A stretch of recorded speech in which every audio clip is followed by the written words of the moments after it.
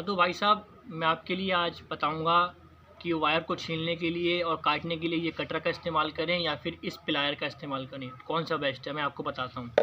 ये जो कटर है ना, इस कटर से सिर्फ़ आप वायर को कट कर सकते हैं और छील सकते हैं, यानी कि इंसुलेशन रिमूव कर सकती हैं, बस इसका और कोई काम नहीं है बस। और इसके अंदर एक कमी ये होती है कि अगर आप इसको किसी करंट वाले वायर को काटेंगे या छीलेंगे तो आप इसको ऐसे पकड़ेंगे, इसका इंसुलेशन एरिया बहुत कम होता है, जबकि यहाँ तक होना चाहिए, प्लायर में यहाँ तक होता है। तो अगर आप ऐसे करके पकड़ेंगे तो ये उंगली आपकी मेटल भाग को टच कर रही है, तो उसका आपको करंट लग सकता है।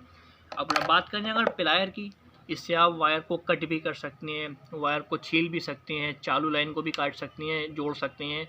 और दूसरी बात यह है, इससे आप कील को भी उखाड़ सकते हैं, नट बोल्ट को टाइट और लूज़ भी कर सकते हैं और किसी चीज़ को पकड़ के होल्ड भी कर सकते हैं। ये मल्टीपर्पज़ होता है, मैं तो इसी की आदत है मुझे, और आप भी इसका इस्तेमाल करा करें।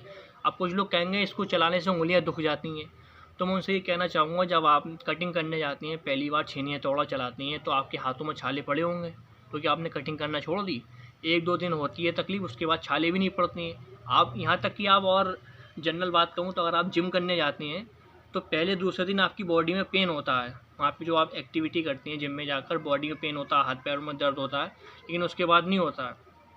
तो इसलिए हमें प्लायर का ही यूज़ करना चाहिए, ये मल्टीपर्पज़ होता है। अच्छा, तार छीलने का जो उसका तरीका है वो ये है, ऐसे कि अब हमने ये ऐसे करा, ये तार को हम ऐसे ही छीलते हैं, ऐसे पकड़ के, और ये जो हमारा अंगूठा है ये, इसको हम यहाँ पे ऐसे धक्का दे के छीलते हैं वायर को, ऐसे करके। ये देख सकते हैं आप, ये वायर हमारा छिल गया। लेकिन ये जो है हमारा गलत तरीका है। सही तरीका क्या है, क्योंकि जब हम इसको ऐसे करके वायर को छील रहे हैं ना, तो ये जो हम अंगूठे से बाहर की तरफ धक्का लगाते हैं, ये अंगूठा, ये हमारे मेटल भाग को नहीं छूना चाहिए, ये इंसुलेशन के पार्ट को छूना चाहिए।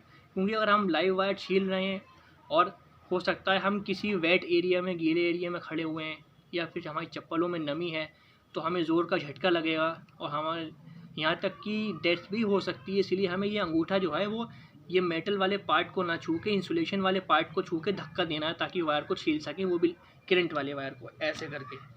ये देख सकते हैं छिल गया। तो अब आप समझ सकते हैं कि वायर को छीलने का तरीका कौन सा बेस्ट है और हमारे लिए कौन सा टूल्स बेहतर होना चाहिए। इसलिए इसकी आदत डालें आप, ना कि इसकी। ये मैंने आज तक ख़रीदा ही नहीं है, मेरे बैग में है ही नहीं, क्योंकि ये ख़रीदने के लिए मेरे पास पैसे नहीं, ये मतलब मत समझना, क्योंकि ये ख़रीदना मैं गैर ज़रूरी समझता हूँ।